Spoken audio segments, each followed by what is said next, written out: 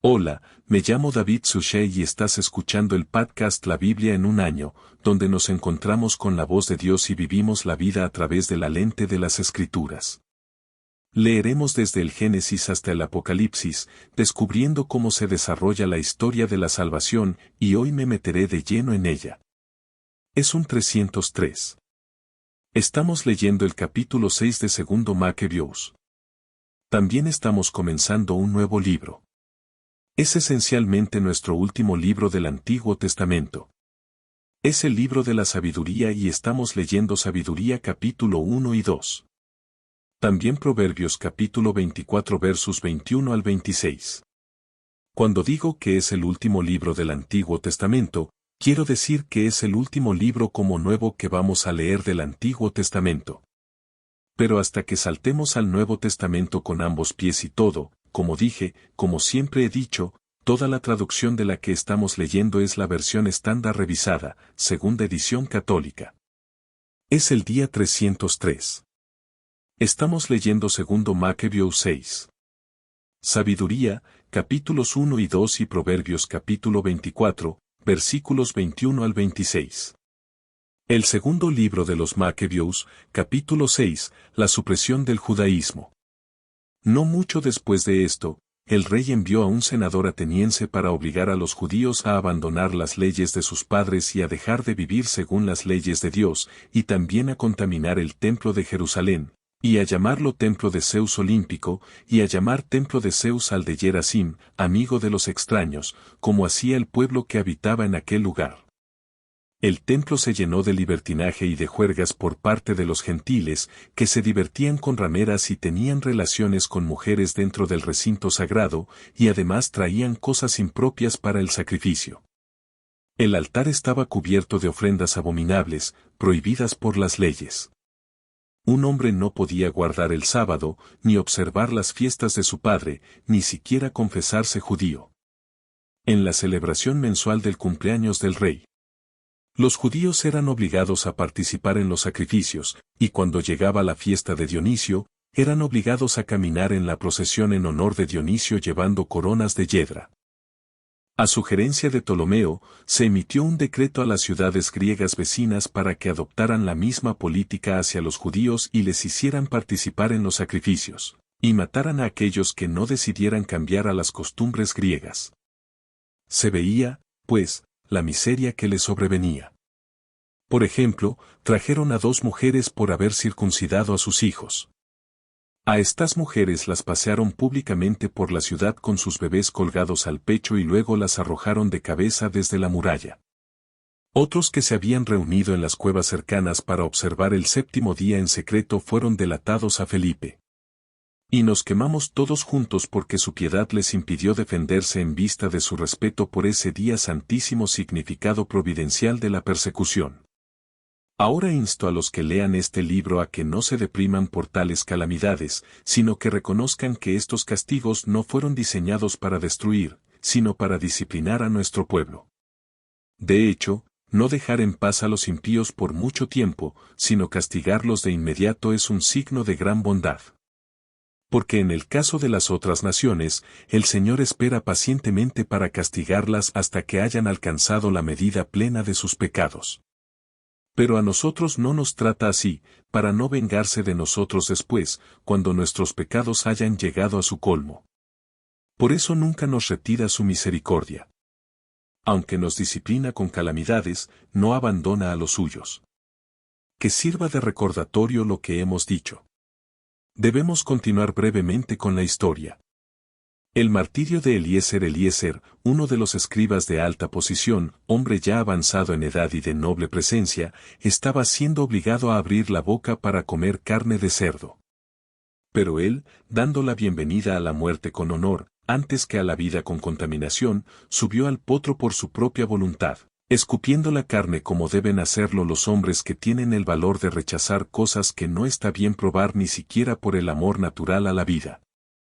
Los que estaban a cargo de aquel sacrificio ilícito apartaron al hombre por la larga amistad que tenían con él, y en privado le instaron a que trajera carne de su propia provisión, que le fuera apropiada, y fingiera que estaba comiendo la carne de la comida del sacrificio que había sido ordenado por el rey, para que haciendo esto se salvara de la muerte, y fuera tratado amablemente, a causa de su antigua amistad con ellos.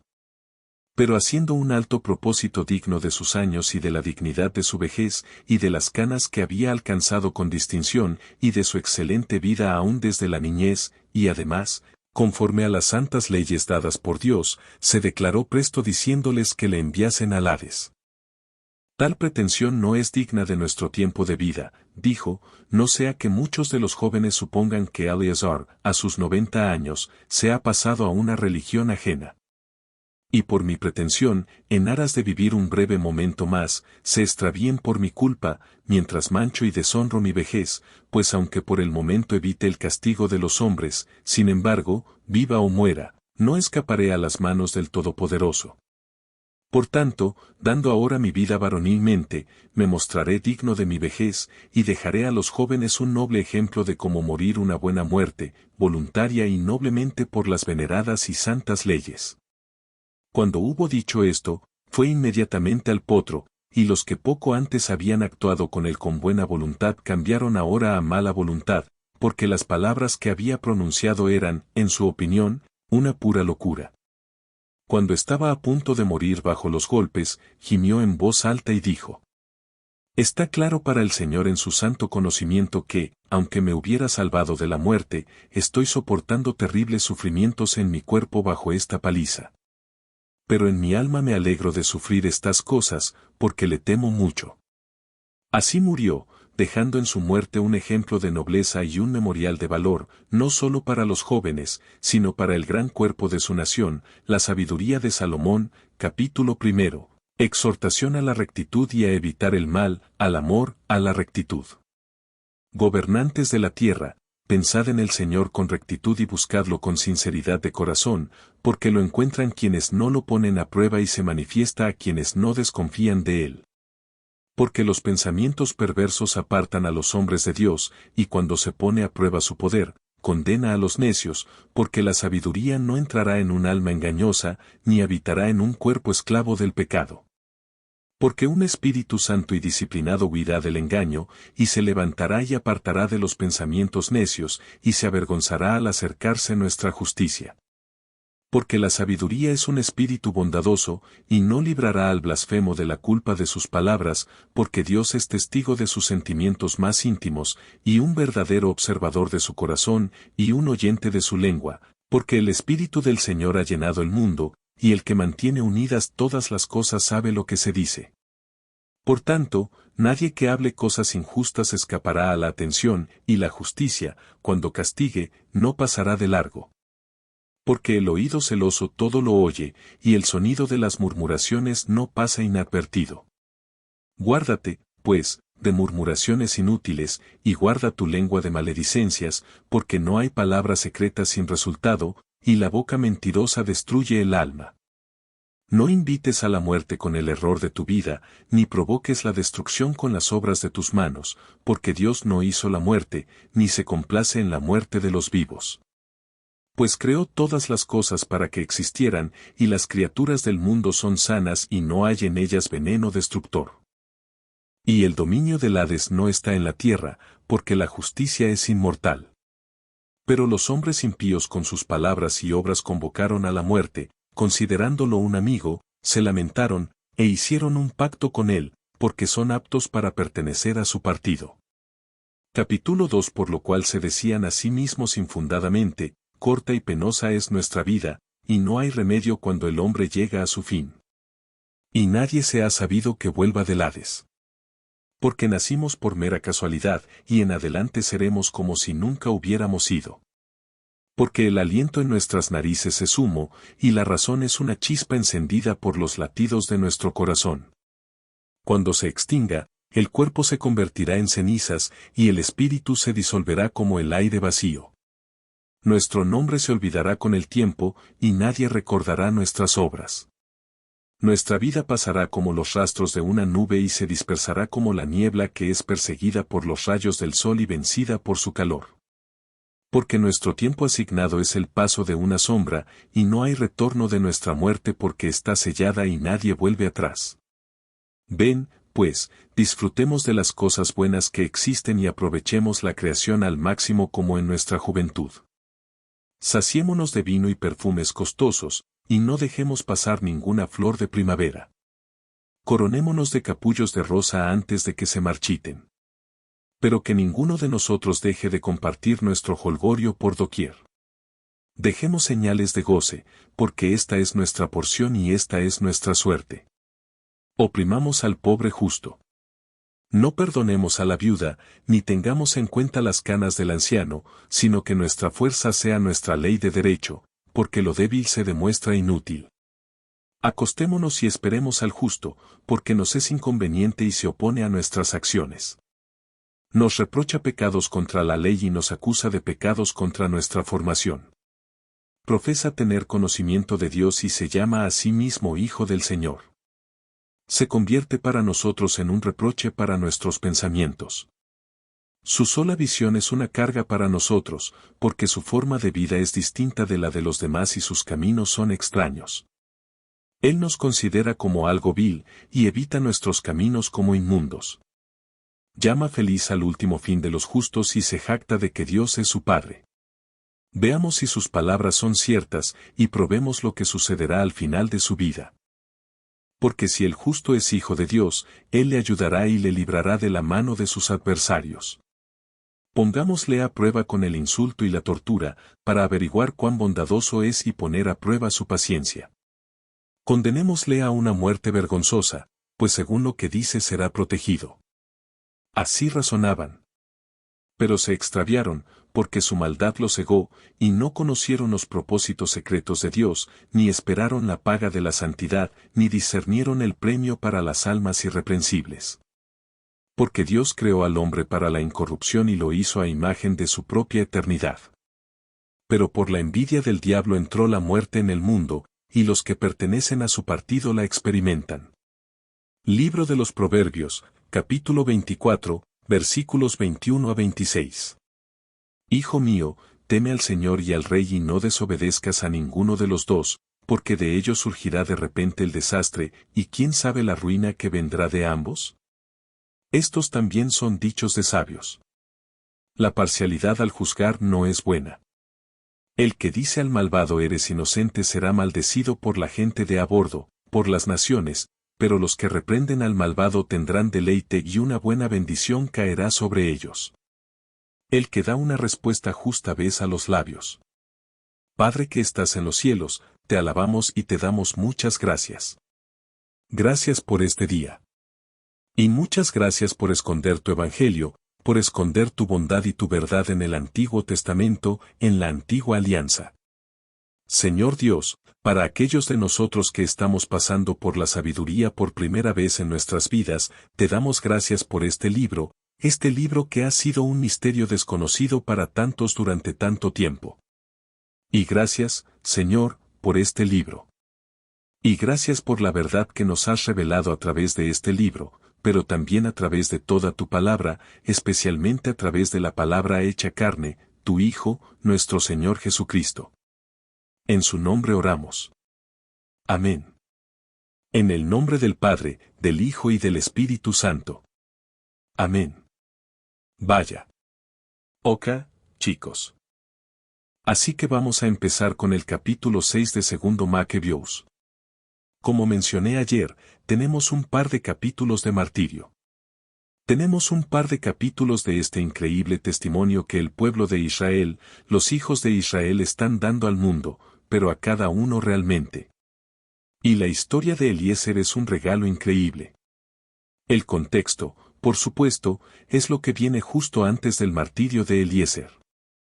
Lo que viene justo antes del martirio de Eliezer está en el capítulo 6, versículo 12, donde se subtitula el significado providencial de la persecución. Y recuerden, esto es, como lo mencioné ayer, la pedagogía, como la enseñanza de Dios, es okay when you're unfaithful. I will allow you to experience the suffering and I'll be even maybe bring it upon you not to destroy you but to discipline you. Y esto es lo que tenemos. Oh cielos, se explica aquí en segundo Macube 6, versículo 12. Y a continuación dice aquí. Ahora insto a los que este es el pequeño breve momento. Ahora insto a los que leen este libro a no deprimirse por tales calamidades. Escuchen algo así al final del capítulo 7. También va a ser algo muy poderoso. Pero reconocer que estos castigos fueron diseñados no para destruir sino para disciplinar a nuestro pueblo y de hecho pero castigarlos inmediatamente es una gran bondad de Dios. Él dice que espera a que otras naciones alcancen la cima de su pecaminosidad y entonces las destruye. Pero aquí está Dios que viene a nosotros para corregirnos, no de nuevo, no para destruirnos, sino para disciplinarnos y no para aplastarnos, sino para corregirnos. Y eso es solo el hombre. Ese es el contexto. Ese es el contexto en el que experimentamos estas cosas horribles que estamos a punto de escuchar. Escuchamos una cosa horrible hoy en la vida de Eleazar, al final de su vida, pero también mañana vamos a escuchar una aún más, no sé, ¿podría ser aún más? Creo que es una historia aún más trágica y más gloriosa que señala la bondad de Dios y el testimonio de la verdad. Aquí está Eleazar, de 90 años. Y cielos, piensen en todas las formas en que hay un pequeño punto sutil de la historia sobre el que podríamos orar durante mucho tiempo. Y te invito a rezar sobre esto. Dice que Eleazar fue honrado. Fue respetado por la gente que dice, hey, Eleazar, eres nuestra amiga. Sabes que te respetamos, te honramos. Y son muy amables con él. Son muy gentiles con él. ¿Quieres decir así? Jerry gentil con él hasta que dice que no, hasta que se niega rotundamente. Y entonces dice que los que tenían buena voluntad hacia él inmediatamente comenzaron a tener mala voluntad hacia él. Y esa es la cosa, la voz del maligno es tan seductora, ¿verdad? Es tan astuta. Es tan tipo de, hey, estoy de tu lado, ¿por qué no hacer este pecado? ¿Por qué no decirle que no al Señor? Por supuesto que tiene sentido. Y sin embargo, cuando decimos que no, entonces el maligno se vuelve contra nosotros porque nunca nos amó en primer lugar, no se preocupa por nosotros, nos odia. Y las personas que están involucradas en esta historia con Eleazar son un símbolo de eso. Son un símbolo del maligno uno. No son Satanás mismo, sino Eliezer. ¿Cuál era el trato? ¿Cuál era el trato que iban a hacer con él? Iban a decir, oye, escucha, el trato es que tienes que comer cerdo en público. Sabemos que no vas a comer cerdo. Así que en lugar de comer cerdo, ¿qué tal si te presentas con la carne que quieras comer, lo que sea que te parezca bien comer y comes eso? Eso será suficiente. No le diremos a nadie que no es cerdo. Dejaremos que todos crean que lo es. Pero no tienes que romper la ley por ti mismo. Y si Eleazar hiciera eso, por supuesto que no estaría haciendo nada malo. Quiero decir, al menos no mal. Y cuando se trata de violar la ley del Señor. Pero Eleazar tiene esas palabras. Me encanta cómo se describe también. Dice que va al potro por su propia voluntad, escupiendo la carne como deben ir los hombres que tienen el valor de rechazar cosas que no está bien probar ni siquiera por el amor natural a la vida. Y dice que tal pretensión no es digna de nuestro tiempo de vida, no sea que muchos de los jóvenes supongan que Eliezer, a sus 90 años, se ha pasado a una religión ajena, y por mi pretensión en aras de vivir un breve momento más, se extravíen por mi culpa, mientras yo mancho y deshonro mi vejez. Hay algo muy poderoso en esto. Y entonces lo que se llama es el pecado del escándalo. Sabes, nos gustaría pensar que somos independientes. Sabes, muchos de nosotros venimos de países donde la independencia es algo real, donde la soberanía individual humana es algo real. Muy bien. Eso es estupendo. Pero debido a eso, tendemos a pensar que en realidad no nos pertenecemos, que el pecado de escandalizar o llevar a otra persona al pecado no es realmente mío. No es mi problema. ¿Por qué mis acciones tendrían algún impacto en lo que hace otra persona? Y, sin embargo, sabemos que el propio Señor Jesús dice, si alguno de ustedes hace pecar a uno de estos pequeños que creen en mí, más le valdría que le colgaran al cuello una gran piedra de molino y lo arrojaran al mar. El pecado de escándalo, de llevar a otros al pecado es horrible, ¿verdad? Puedes ir al infierno por ese tipo de cosas. Y aquí está Eleazar, que esencialmente dice, no, nunca lo haría, nunca lo he hecho, nunca lo haré, incluso si es al precio de mi propia vida, que es simplemente increíble. Mañana vamos a escuchar que necesita otra historia que, como he dicho, es aún más increíble. Pero veamos la sabiduría de Salomón, y esto es simplemente tan bueno. Un par de cosas a tener en cuenta. Sabiduría de Salomón, voy a destacar 3 cosas, muy brevemente, porque aparecen en los capítulos 1 y 2:1, capítulo 1, versículo 13.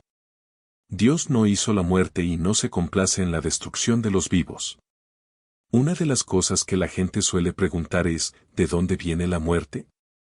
¿De dónde viene el mal? El Dios que hizo la vida también hizo la muerte, y la sabiduría local dice muy claramente, no, Dios no hizo la muerte. ¿Se deleita cuando la gente es destruida? No, no se complace en la muerte de los vivos, pues creó todas las cosas para que existieran. Y las criaturas del mundo son sanas y no hay veneno destructor en ellas. Y el dominio del Hades no está en la tierra, porque la justicia es inmortal.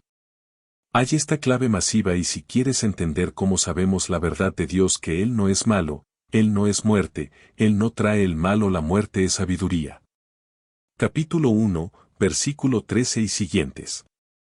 Así que es tan importante. ¿De dónde viene entonces? Bueno, versículo 16, esto es chicos, esto es monumental. Como los versos que hemos leído hoy son monumentales porque dan una dirección tan clara por la palabra de Dios. Aquí. Recuerden que estos son parte del cañón duro, ¿verdad? El segundo cañón, pero cañón legítimo. Esto es inspirado por el Espíritu Santo. Y la siguiente línea es el versículo 16. Pero los hombres impíos, con sus palabras y hechos, invocaron a la muerte, la consideraron su amiga. Pidieron un camino e hicieron un pacto con él. Y esto es tan crítico. ¿De dónde vino la muerte? Bueno, Dios no hizo la muerte. Él no se deleita en la destrucción de los vivos. Pero los hombres impíos, con sus palabras y sus actos, invocaron a la muerte, la consideraron su amiga y se compadecieron de ella. Y así es, esta es nuestra historia, ¿verdad? Dios no quiere que elijamos el mal. No quiere que elijamos la muerte. Pero elegimos el mal, y elegimos la muerte. Siguiente pedacito, capítulo 2. Solo bankers, por favor. Los invito, mis hermanos y hermanas, por favor oren con el capítulo 2, versículos 12 y siguientes y pregúntense en quién los hace pensar esto. En el justo porque nos es inconveniente y se opone a nuestras acciones. Se acerca a nosotros por pecados contra la ley y nos acusa de pecados contra nuestra formación. De acuerdo, piensa en nosotros, alguien que entra en el templo y tal vez hace látigo con las cuerdas y vuelca algunas mesas continúa diciendo que profesa tener conocimiento de Dios. Se llama a sí mismo un hijo del Señor. Él se convirtió en cada prueba de nuestros pensamientos. El mismo lado de Él es una carga a nosotros porque su manera de la vida es de semejante de eso de otros y sus maneras son extrañas. Piensa, cuando estés cerca de Él, en una persona verdaderamente santa. Hay una bondad. Hay una alegría allí. Hay una bondad allí. Pero también te hace sentir incómodo si no estás dispuesto a dejar ir el pecado en tu vida. Continúa diciendo que evita nuestros caminos como inmundos. Llama feliz al último extremo de los justos y se jacta de que Dios es su Padre. Esta es una de las cosas que una de las acusaciones dirigidas contra Jesús en su vida es que él afirma que Dios es su Padre, haciéndose igual a Dios. Así que esto es lo que vamos a hacer. Vamos a ver si sus palabras son ciertas. Vamos a probar lo que sucederá al final de su vida. Porque si el justo es hijo de Dios, Él lo ayudará y lo libraremos de la mano de sus adversarios. ¿Qué es lo que dicen? Si eres hijo de Dios, baja de esa cruz, ¿verdad? ¿Cómo? Dios mío. ¿Sinceramente? Si nunca has tenido el egoísmo Salomón, aquí estamos. Y espero que sus corazones estén ardiendo ahora mismo con este amor de Dios. ¿Cómo darse cuenta de que nunca he sabido esto, que aquí los escribas y fariseos gritando a Jesús porque los espectadores gritando a Jesús diciendo si eres el Hijo de Dios, baja de esa cruz? Ese es el cumplimiento de la sabiduría, capítulo 2. Ahora a ver si sus palabras son ciertas. Porque el justo es hijo de Dios. Él lo ayudará, continúa diciendo, pongámoslo a prueba e insultemos con insulto y tortura, para que averigüemos cuán gentil es y hagamos una prueba de su paciencia. Condenémosle a una muerte vergonzosa, pues según lo que dice será protegido. ¡Guau, chicos! Oh cielos, las últimas dos llaves y nunca lo he hecho, dice en el verso 21. Así razonaban, pero se extraviaron y la maldad los cegó. Este es uno de los temas del libro de la sabiduría: somos sabios cuando caminamos en la verdad, y somos necios cuando caminamos en la maldad. Su necedad, su maldad lo cegó. Y luego, si quieres recordarle que Dios no creó la muerte, el final del capítulo 2 lo reafirma. Porque Dios creó al hombre para incorrupción y lo hizo a la imagen de su propia eternidad, y luego este es el verso 24. Pero por la envidia del diablo, la muerte entró en el mundo, y los que pertenecen a su partido la experimentan. Pero que la envidia del diablo la muerte entró en el mundo. Esa es una de las razones que suponemos. ¿Por qué se rebeló Lucifer? Bueno, uno de los pecados de Lucifer fue el orgullo, por supuesto, pero también muy posiblemente la envidia. Bueno, no posiblemente, dice aquí, ¿verdad? Pero a través de la envidia del diablo, la muerte entró en el mundo, y los que pertenecen a su partido la experimentan. Cielos, espero que estos dos primeros capítulos de sabiduría no solo hayan sido hermosos. Son hermosos, pero no solo hermosos sino iluminadores de esperanza. Han encendido tu corazón al darte cuenta de que tenemos los próximos, ya sabes, no sé, 10 días o así. Bueno, solo ser capaz de escuchar de este libro de sabiduría que tiene tanto que ofrecer que tal vez nunca hemos oído antes. Así que tómalo, empápate de él. Y deja que la palabra de Dios encienda tu corazón y el mío. Estoy orando por ti. Por favor, recen por mí. Mi nombre es David Susha.